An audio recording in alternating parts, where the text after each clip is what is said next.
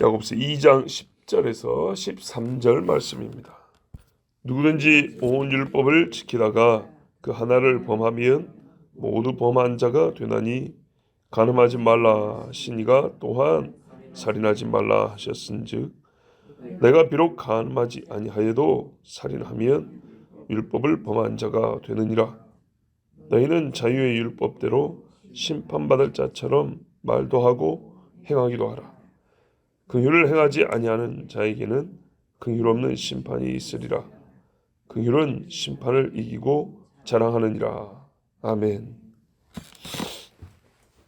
우리가 지난 시간에 이 본문을 한번 보았습니다.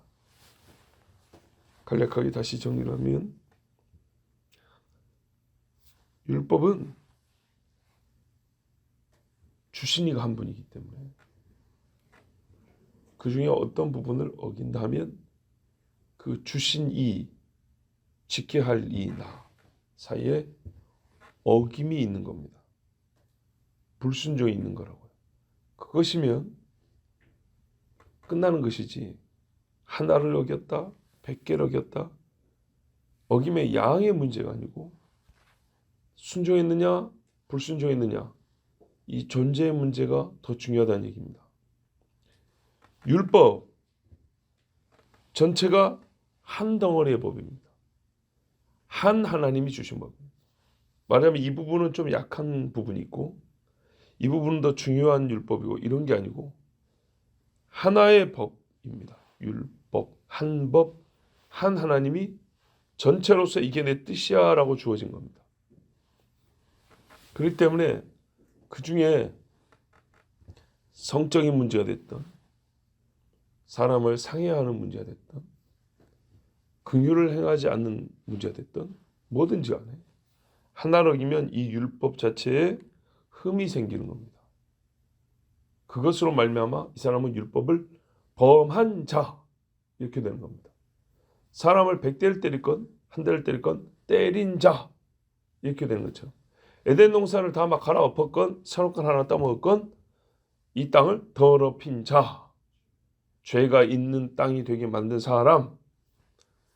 그래서 우리가 생각하는 것처럼 나는 10개 어겼으니까 너는 하나 어겼으니까 네가 더 나은 사람, 내가 좀 더 못한 사람, 1000개 어긴 사람, 너는 완전 때려 죽일 사람 이런 게 아니고 어기면 어긴 사람이 되는 겁니다. 개념을 이렇게 갖고 있으니까 나오는 결론이 뭐예요? 아무도 구원 못 받겠네 입니다. 아무도 율법을 다 지킬 수는 없다 입니다. 다 지키는 게 하나님 뜻인데 다 못 지키는 겁니다. 그러면 다 지키는 게 하나님의 뜻인데 다 못 지키니까 너도 못 지키고 나도 못 지키고 야 우리 데모하자. 다 못 지킬 거 줘놓고 왜 지키라고 하냐? 아니죠. 율법이 피조물에게 주시는 창조주의 마땅히 해야 할 법으로만 여겨지는 사람이라면 이건 못 지킵니다. 그런데 하나님께서 우리를 자유케 하시고 긍휼을 베푸사 주신 법이라고 율법을 받아들인 자가 되면 지킬 수가 있습니다. 그 사람은 어떤 사람이냐? 그냥 무서워서 어이구 이걸 다 지켜야 돼요. 학교 숙제도 이걸 다 해야 돼요. 이거라기보다는 야 내가 이런 걸 배울 수 있고 이런 지식을 습득할 수 있다니 그런 거 있죠. 공부를 즐긴다는 사람이 있죠. 재밌다. 참 기쁘다. 내가 이런 거를 알 수 있어서 좋다. 우리가 살면서 학교 공부 아니라 인생을 살면서 어떤 배움에 특별히 어떤 배움에는 꼭 그런 즐거움을 가지는 분야가 하나씩 있어요. 소위 그걸 적성이라고 그러죠. 적성에 맞게 산다고. 적성이 맞으면 남들은 힘들어 죽겠는데 자기는 참 재밌대요. 하나도 안 힘들대요. 잘해요. 그러죠. 공차라 그러니까 그 둥근 공을 차는 게 다 재밌을 것 같지만 어떤 사람은 정말 싫은 사람이 있어요. 그러죠. 그 사람은 차라리 하루에 책을 한 권씩 읽으라는 게 더 좋지 공 갖고 1시간 놀라는 게 너무 싫은 사람이 있어요. 희한하다. 어찌 그럴 수가 있나. 있다니까요. 반대로 하루에 책을 한 권씩 너는 무조건 봐야 돼. 예? 이런 사람이 있어요. 2권도 안 하는. 너무 앉아서 책 보는 게 좋은 사람이 있어요. 옆에서 보면 야 나는 그 한 장 넘기면 잠이 오던데 너는 어떻게 하루에 2권씩 보니. 자, 굉장히 쉬운 예를 들어드린 겁니다. 율법을 모든 사람에게 주어진 거예요. 모든 사람에게 당연히 해야 되는 거예요. 근데 그 모든 사람이 해야 되는 것이지만 타락한 본성은 어쩌냐면요. 한 절 읽는 것도 힘든 거예요. 태초에 살인하지 마라. 이거 당연한 얘기지 뭐 그런 걸 덮어버린다고. 그런데요. 모든 사람이 이 율법을 다 읽어야 되거든요. 다 지켜야 되거든요. 뭐 어떤 사람이 되느냐. 적성이라죠. 성정에 성질에 적합 맞으면 되는 거예요. 근데 율법이 각자의 성질에 맞춰서 이렇게 가냐 이게 아니고요. 사람의 성정이 본성이 율법에 맞게 변화되면 모든 사람이 다 어떻게 해요? 율법이 즐겁고 하나도 어렵지 않냐고 쉽게 다 지켜지는 거예요. 그 상태가 어떤 상태라고요? 율법이 자유의 법으로 받아들여지는 상태인 거예요. 율법이 그게 그 어려워? 그걸 막 강제로 생각해? 나는 율법이 우리를 더 자유롭게 해주는 법이던데? 자, 이거는 설명을 많이 했어요. 어떤 의미에서 자유인지. 자, 그러면 어떻게 해야 자유가 된다고요? 율법이 그리스도 안에 들어가면 율법이 자유의 법으로 바뀌어 보여요. 그리스도 안에서 우리의 성정이 새롭게 되면 새 사람이 되면 그리스도가 율법을 어려워했나요? 그리스도가 율법 지키는데 야 내가 사람 되어 살아보니까 알겠다. 이거 왜 못 지키는지 그랬나요? 아니죠. 사람들이 오히려 예수를 보고 깨달았죠. 율법을 저렇게 지키는 거구나. 저렇게 생각을 해야 이게 되는 거구나. 우리는 모세가 잘못 가르친 줄 알았네. 우리는 모세가 이런 의도로 가르친 줄 알았네. 야, 이거를 딱 그냥 대별 크게 나누면 돌판에만 새겨진 법으로 받아들이니까 그 지경인 거예요. 처음부터 마음에 새겨진 법으로 받았으면 이게 너무 쉬운 거예요. 마음에 새겼다는 거예요. 내 것이란 거예요. 내 것. 내가 됐다는 거예요. 내가. 법이 내가 되고 내가 법이 된 상태란 말이죠. 그러니까 이게 얼마나 쉽습니까? 그러니까 예수를 믿게 되면 율법은 내 본성이 되어버리기 때문에 하나 어렵지 않다는 얘기입니다. 우상 숭배하지 마라. 그럼 뭐가 어려워? 사람들 어떻게 해요? 귀신한테 잘못 배고 해코지 당할까 봐 벌벌벌 뜨는데 그게 뭐가 무서워? 하나도 어렵지 않죠. 자, 이렇게 율법이 자유의 법이 되었어요. 그러면 이게 더 고차원이 된다는 얘기입니다. 지난 시간에 말씀드린 고차원이 되었다는 것은 그 사람의 더 차원으로는 높지만은 그 사람을 보면 더 깊은 부분이 드러나게 되는 상황이 된 겁니다. 깊은 부분. 진짜로 자유를 얻었느냐? 자유를 못 얻었느냐?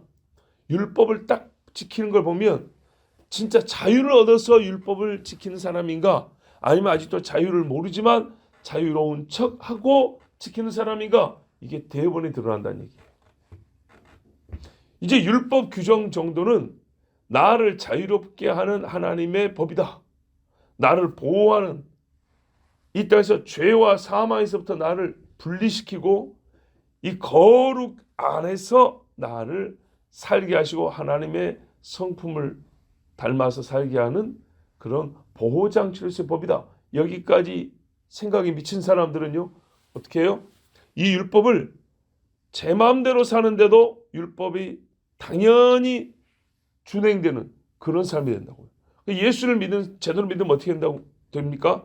당신 마음대로 하세요 했는데 가만 보면 말씀에서 어긋나는 게 없다니까요. 예, 자유의 법이. 네 하고 싶은 대로 해 그랬는데 1년, 2년 살고 나서 저 사람 어떻게 자유롭게 살았는가 비교해보니까 애쓰고 힘쓴 나보다 훨씬 더 성경대로 사는 거예요. 자, 그러니 이 사람에게서 우리가 뭘 확인해요? 이 사람 진짜 믿음이 있구나. 정말 변화되었구나. 하나님의 법대로 사는 사람인데 그 법을 어떻게 해서 지키나 봤더니 예수 안에 참으로 얻은 자유로 이 법을 누리며 또한 이 법이 그 자유를 실제화시키는 법으로 생각하고 그렇게 살았구나. 이 확인이 된다고요. 그럼 이게는 이 사람은 진짜 그리스도인이요. 그래서 어떻게 해요? 사망오너라 하고 순교자들 보세요.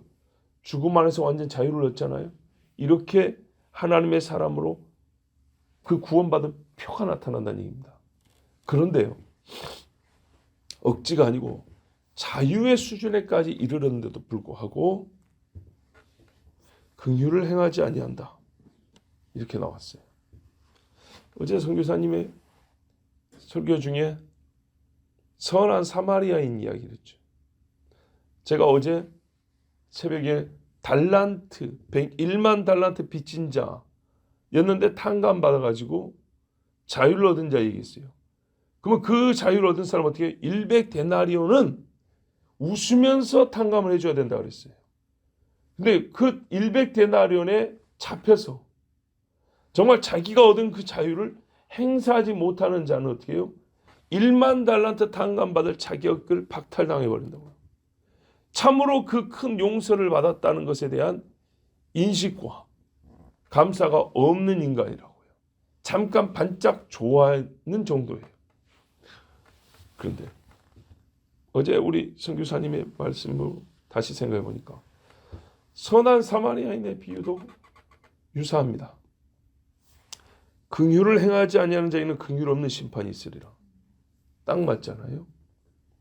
제사장 레위인 성전에서 지금 하나님 앞에 제사 지내고 오는 사람들입니다.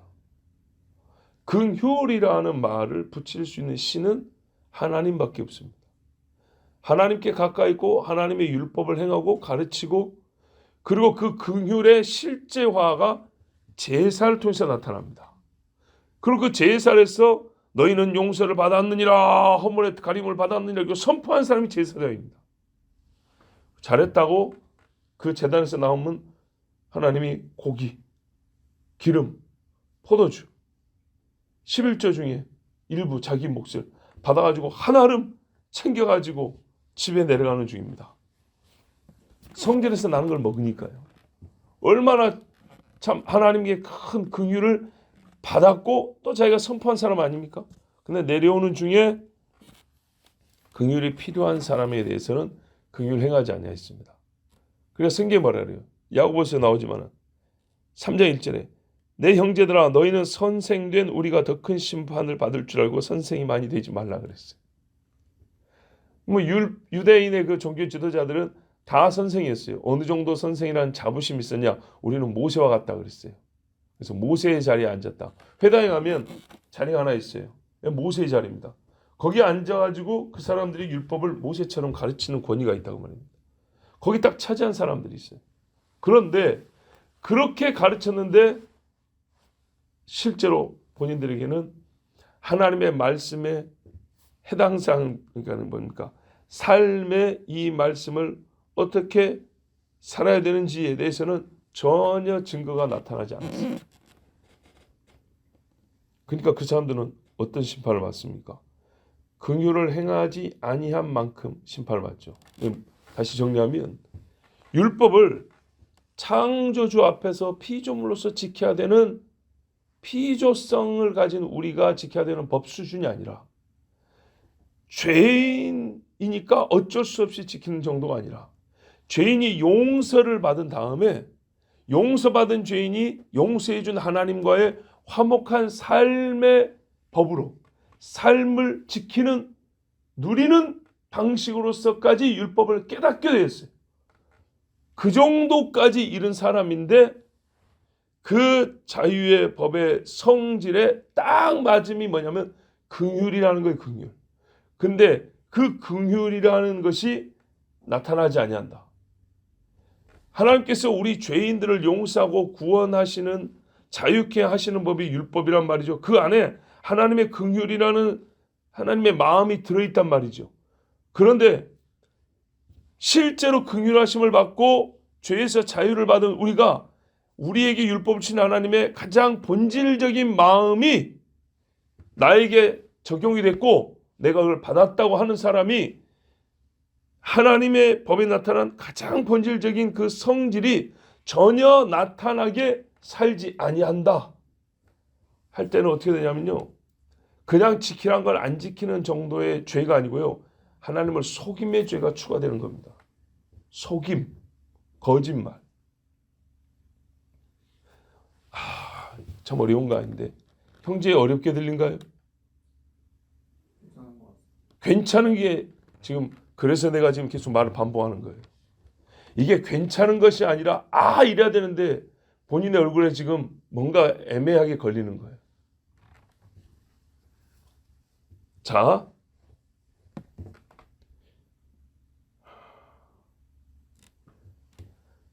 하나님의 법이 우리가 피조물이 되었단 말이죠. 창조주에게서 피조물에게 너는 피조물이니까 창조주와의 사이에서 이렇게 살아야 한다고 준 법 정도가 아니라고요. 율법은 창세기 1장에서 준 법이 아니라 그 말입니다. 창세기 1장의 내용이 들어가 있어요. 그렇지만 율법은 죄인이 구속받을 수 있는 길을 보여준다고요. 메시아를 담고 있단 말입니다. 메시아가 포함되지 않은 법이 아니고 메시아가 없이 메시아 오기 전까지의 법이 아니고 율법 안에 메시아가 들어있단 말이에요. 메시아가. 율법의 선지자와 제사장을 담고 있고 제사의 제물을 담고 있고 희년이 들어있고 속죄가 들어있단 말이죠. 신랑과 신부의 언약이 들어있단 말이에요. 그래서 율법을 받은 사람은 이 율법을 참으로 어디까지 깨닫냐면 다윗을 보세요. 다윗을. 허물의 가림을 받고 하나님께서 그 죄를 인정치 아니하는 사람은 복이 있도다 그랬다고요. 율법 시대에 산 사람이에요. 본인 손으로 성전을 짓고자 한 사람이에요. 성전을.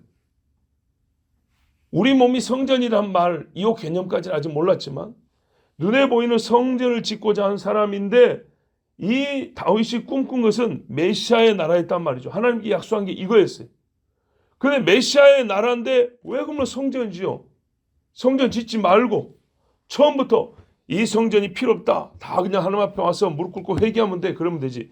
아니란 얘기일까요? 제가 하고만 무슨 말하면 성전을 지은 자인데도 불구하고 성전이 있어야 하고 성막을 자기 사는 데 가져오는 그런 철저한 율법의 사람인데도 불구하고 그 사람이 실제로 하나님 앞에 죄 용서를 받을 때는 엎드려 눈물 흘린 걸로 용서를 받았다 이 말이에요. 이해가 돼요? 모세처럼 성전을 지은 성막의 확대인 성전을 지었는데 이 사람의 의식 수준은 뭐였냐면 눈에 보이는 성전을 훨씬 능가하는 사람이었다고요. 성전 안에서 소를 100만 마리 바쳐가지고 죄를 용서받는 게 아니라 상한 심령으로 하나님 앞에 눈물을 흘려 회개하는 자가 용서받는 걸 알고 있었다 이 말이에요. 그걸로 용서를 받은 사람이었어요.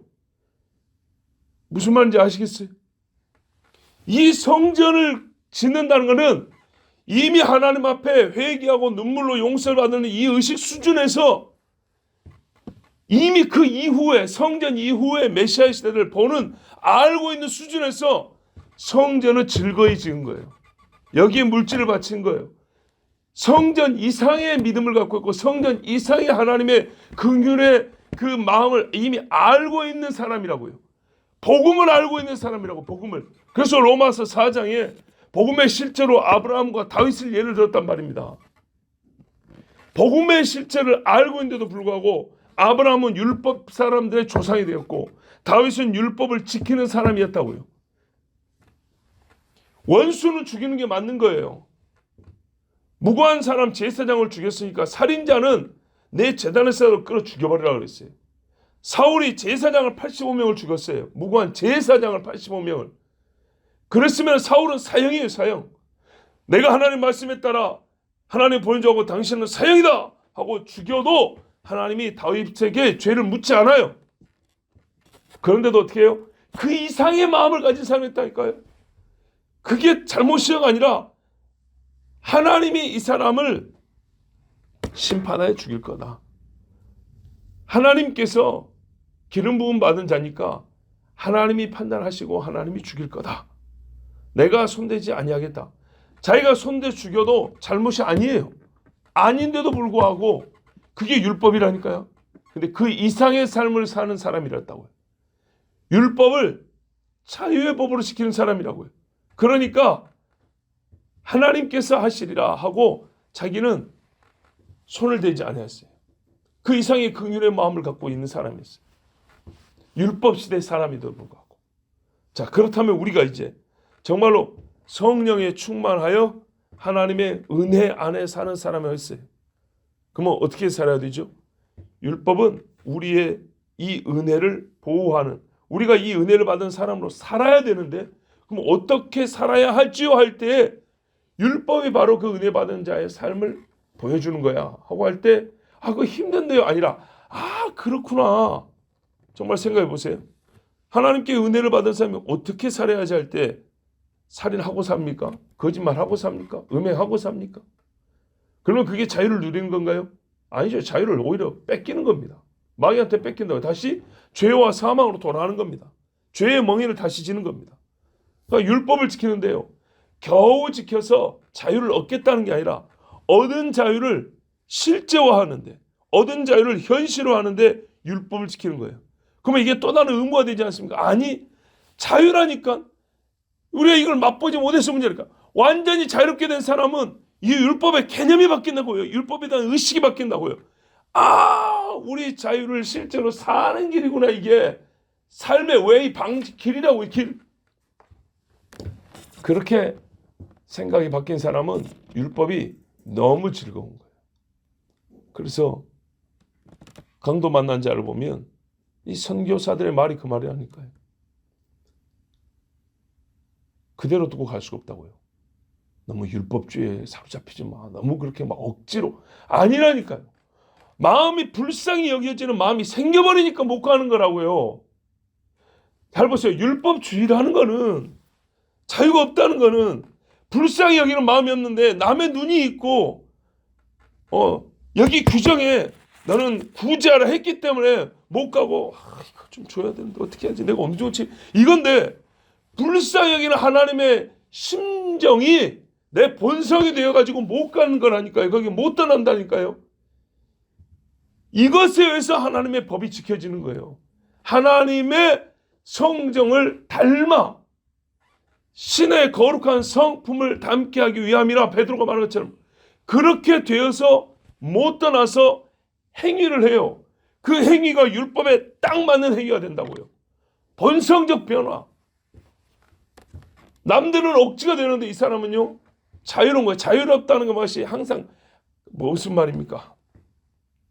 나도 모르게 된다는 얘기가 아니에요. 자유롭다는 말은 마음의 감동에 이끌려 된다는 거죠. 그래요. 웃고자 하는 감동이 나면 웃어야 자유인 거죠. 슬픔의 감정이 나올 때 슬픔을 구애받고 제약받고 표현하는 게 자유인 거죠. 불쌍히 여기는 마음이 솟아났을 때 그 불쌍히 여기는 마음에 따른 행위를 할 수 있는 게 자유죠. 이 사람은 불쌍히 여기는 마음이 나와서 불쌍히 여기는 행위를 한 거예요. 1만 달란트, 왕이 말이죠, 불쌍해서 봐준 거예요. 그러면 그 마음을 그대로 가지고 그대로 본받아서 나도 100데나리를 볼 때, 야, 너도 참 힘들겠다. 너 형편을 보니까 갚을 형편 안 되는데. 그래, 괜찮다. 이거란 말이에요. 우리가 성도들을, 저희 같은 목회자들도 잘못에 나무라다가도 또 때로는 어떻게 해요? 참 그 영혼이 불쌍해 보인다고요. 그러면 채찍을 때렸다가도 불쌍히 여기서 한마디 말을 하면요, 눈물이 주룩주룩 나오는 그런 경험이 있다고요. 제가 저번에 말씀드렸잖아요. 청년들이 강압적으로 하고 막 큰 소리로 남원에서 말을 잘 듣냐고. 요즘에 그래가지고 어른 말 듣는 청년이 어딨냐고 도대체. 왜 나한테는 그런 식으로만 보냐고. 내가 한번 하소연한 적 있죠. 그래서 말을 잘 듣는 게 아니에요. 옛날에 그랬다 이 말입니다. 같이 웃고 같이 울고 마음이 동하여서 그렇게 손을 잡아주니까 다 울고 웃었던 거였어요. 그래서 일예를 하나 들어드리면 참 많이 있는데, 제자 훈련 할 때는 청년들 중에 술, 담배 한번 걸리면은 바로 낙제예요, 낙제. 그런데 그 열심히 성경 공부를 한다고 하는 애들, 제자가 되겠다는 애들 중에 안타깝게도 긍휼의 마음이 없이 학문으로서 교회의 어떤 교육 프로그램에서 열심히 하는 애들 있어요. 숙제도 열심히 하고 암송도 열심히 하고 막 그래요. 그러면서 와서 고자질해요. 누구는 술 먹었대요. 목사님 있잖아요. 제 동생인데요. 얘가 어젯밤에 술 처먹고 들어왔어요. 이렇게 꼬지는 애가 있어요. 뭐 어떻게 해야죠? 몰랐으면 그냥 가는 건데 알았으니까 그냥 갈 수는 없죠. 그러나 그 전에 너는 자식아 복음을 들었는데 내가 네 동생 일러 바치라고 그렇게 가르쳤냐? 그 아이를 훨씬 더 크게 나무랍니다. 네 동생을 보고 네가 울며 기도를 하고 언니니까 네가 먼저 걔에게 훈계하고 사랑하는 마음으로 그렇게 가르치고 해야지. 그를 쪼르르 와가지고 우리 동생 어저께 술 먹고 왔어요. 아이고 목사님 얘 좀 보세요. 그게 복음이야? 아주 나무랍니다. 그 동생은 이제 알았으니까 부르죠. 죄가 드러나거든 그랬으니까 성경에. 너 어제 이랬다면서 한 번 용서해 줄 수 있다. 어떻게 할래? 이런 식이라든지 어떤 경우는 또 막 술 담배 하고 막 그런 또 이야기가 들려오죠. 애가 학교를 저 멀리 다녀요. 경기도와 강원도 그 경계선쯤에. 그럼 거의 찾아가요. 깜짝 놀라죠. 목사가 학교까지 올지 말도 안 하고 깜짝 놀랐죠. 같이 밥 먹자 해가지고 오는데 애가 벌벌 떨어요. 왜 온지 짐작이 되니까 벌벌 떨어요. 그 말합니다. 야 편히 먹자. 너 혹시 사면이라는 말 아냐? 대학교 1학년짜리 사면이라는 말을 어떻게 알겠어요? 네? 너 이렇게 했다네. 사면이라는 거는 없었던 걸로 해준다는 얘기다. 그런데 그거는 아무나 하는 게 아니라 사면권자가 있다. 그 권한을 가진 사람이 있다. 우리나라 같은 대통령만 갖고 있는 거다. 근데 너와 나 사이에는 이 땅에서 내가 너에게 사면할 수 있는 권한이 있다. 내가 용서한다. 그럼 어떻게 해요? 벌벌 떨었던 애가 어떻게 될까요? 그 마음에 큰 감동이 있겠죠. 그냥 용서받았다는 게 아니라 의미를 잘 설명해 줍니다. 자, 그래서 다시 제자의 훈련을 이어갑니다. 그런 경우들이 많습니다. 분명히 규정에는 술, 담배 먹으면 낙제입니다. 그런데 제가 실제로 그래서 낙제시킨 친구는 제 기억에는 없습니다. 그럼 제가 규정을 만들고 어긴 거냐? 그게 아니고요. 이 친구들이 하나님의 긍휼을 알고 우리 이 제자 훈련 안에서의 이 규칙 정도는 정말 자유로 지킬 수 있는 제자 훈련을 했으면 이 정도는 자유롭게 지킬 수 있는 정도가 되어야 됩니다. 그걸 목표로 한 훈련이기 때문에 그것을 가르쳐주기 위해서 제 스스로가 법을 파괴하는 것과 같은 그렇게 사면을 해주고 용서를 해주고 해서 훈련을 완수할 수 있도록 이렇게 있습니다. 수료증 하나 주려고 그런 게 아니에요.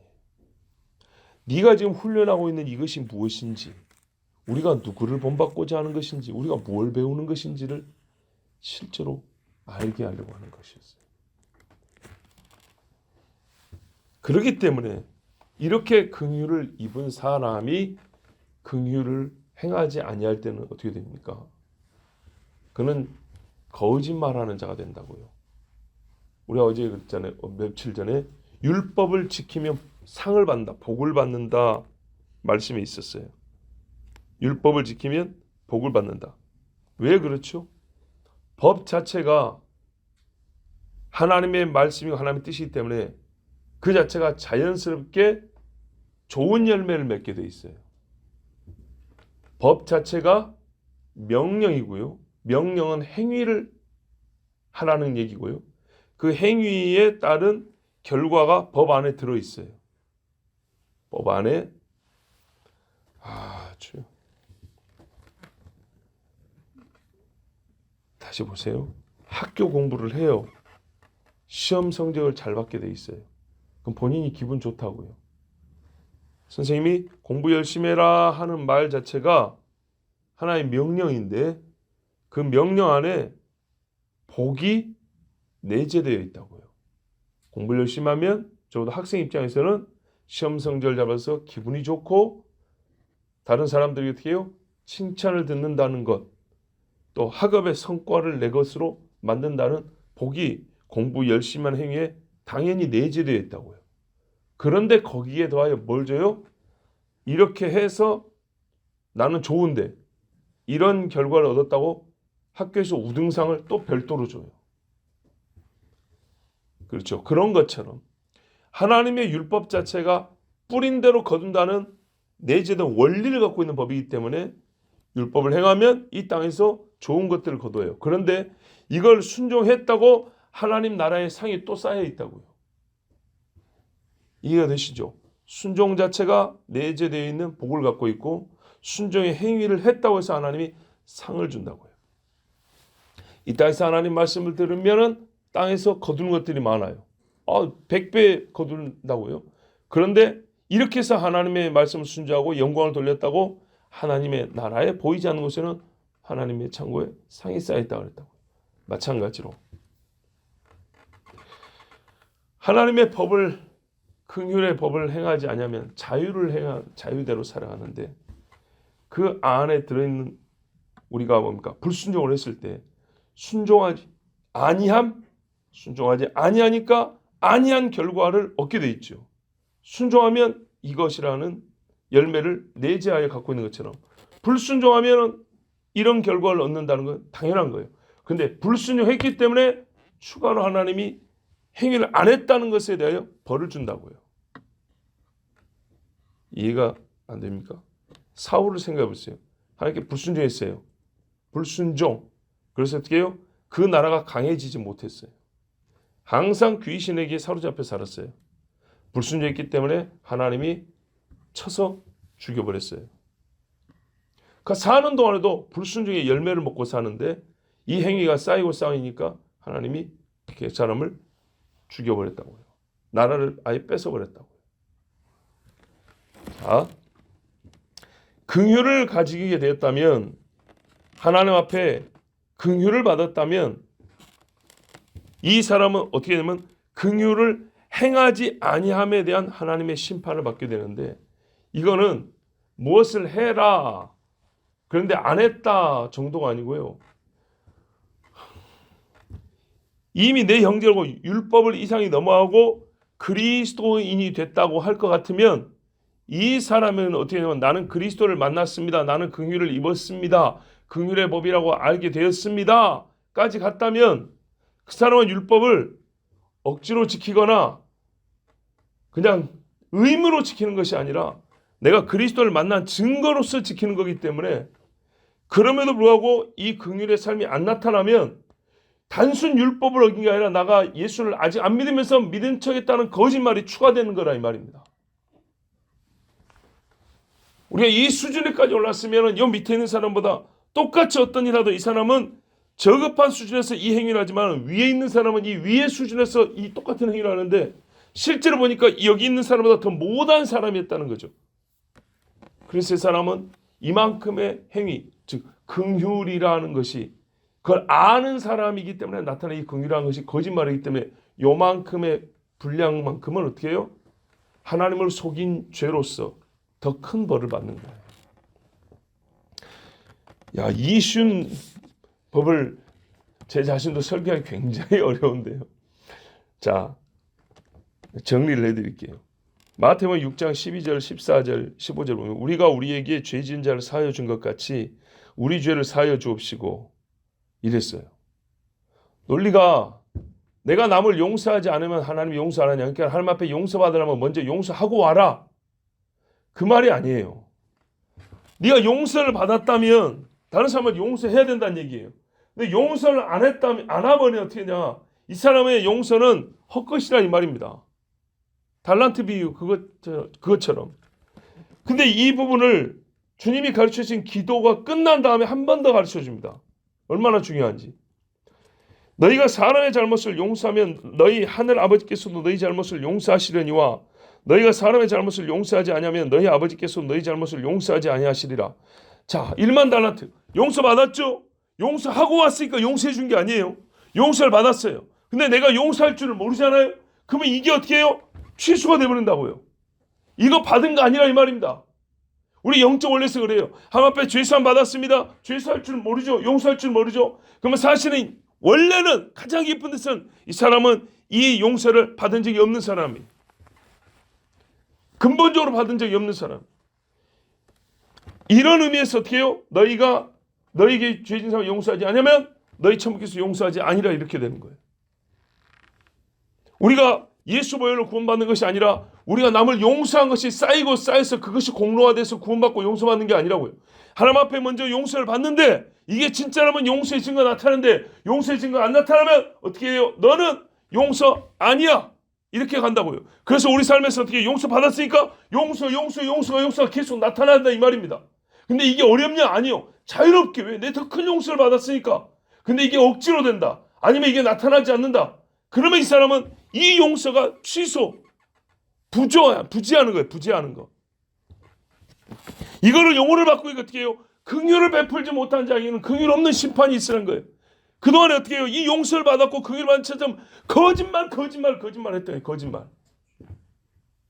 그러니까 용서받지 못했다는 사실에 대한 불행이 있고 용서받은 자처럼 거짓말한 죄가 추가됐으니까 이 사람 어떻게 해요? 긍휼을 없는 행위에 대하여 긍휼 없는 심판이 있을 수밖에 없는 거예요. 율법을 자유의 행사로 지킬 능력을 받았음.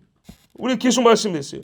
율법 안에서 벗어나 율법 안에서 자유를 누릴 수 있는 사람이 되었어요. 율법을 다 어겼지만은 예수 그리스도의 구속의 공로로 율법의 정죄에서 자유를 얻은 우리가 정죄에서만 자유를 얻은 게 아니라 성령의 새롭게 하심으로 율법을 자유의 법으로 누릴 수 있는 그런 사람이 되었는데 혹 율법을 한두 가지 어겼다 하더라도 점체를 기고 똑같죠. 그러나 다시 그리스도 안에서 어떻게 해요? 다시 씻음을 받고 새롭게 되는 은혜 다시 지킬 수 있는 기회를 받는 그런 사람이 되었는데도 불구하고 타인에게는 내가 받은 이 은혜를 나타내 보이지 못한다. 그 사람은 자기를 속이고 하나님에서 난 자가 아니라는 증거를 보인 것밖에 안 되는 거예요. 자유로 지킬 수 있는 수준에 이른 사람은 자유로 지킴이 나타나야 되는 거예요. 구원받은 본성적 변화의 표로서 나타나야 될 일이기 때문에 이제 하나님의 법을 지키지 않는 것은 불순종에다가 속임이라는 죄가 더해진 것으로서 더 무서운 죄로서 긍휼을 주제로 하여 하나님 앞에 거짓말한 자가 되기 때문에 긍휼 없는 심판을 받는 겁니다. 사실은 제가 여러분에게 조금 더 표현을 잘했으면 하는 부분인데 그 표현법을 아무리 생각해도 표현할 줄은 몰라서 이 설교를 지금 제 생각으로는 제 마음에는 지금 온전히 다 설교하지 못했습니다.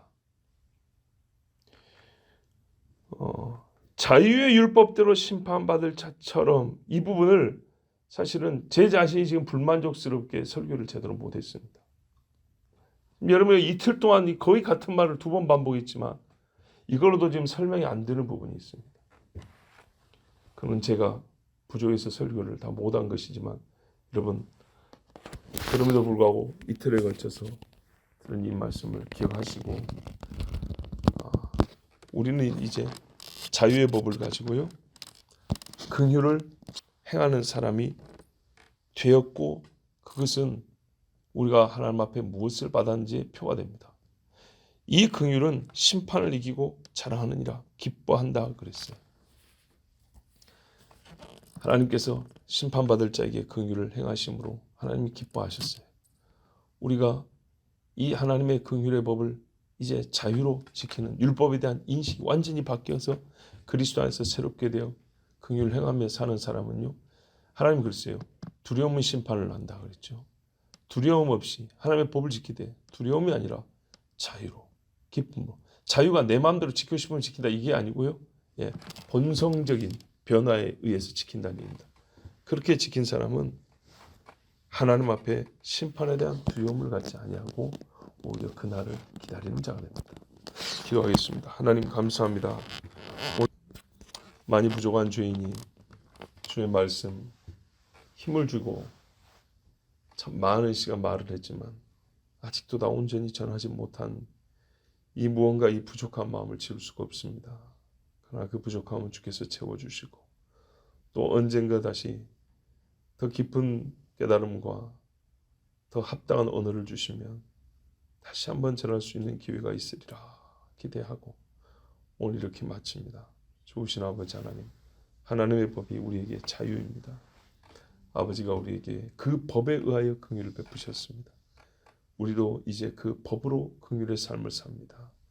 본성이 된 하나님의 법, 너희 살에 마음에 새겨주리라 하신 그 법대로 예수를 믿은 우리는 그렇게 되었으니 우리 마음에서 하나님의 법을, 각을 새겨진 그 법을 판화에 찍으면 찍을수록, 주님 거기다가 쇳물을 부어서 주물로 글자를 뜨면 뜰수록 우리 마음에서 하나님의 법이 새겨져 나오게 하여 주시고, 우리 삶에 이 법이 찍히는, 우리의 속 사람을 찍어냈더니 하나님의 법이 찍히는 그런 삶을 살게 하여 주시옵소서. 긍휼의 법입니다. 자유의 법입니다. 하나님, 제발 이 땅에서 누구도 줄 수 없는 자유, 이 자유로 하나님의 법을 지켜버리는 정말 희귀한 인간들, 그리스도인 우리 모두가 그렇게 되게 하여 주시옵소서. 예수 그리스도의 이름으로 기도하옵나이다. 아멘.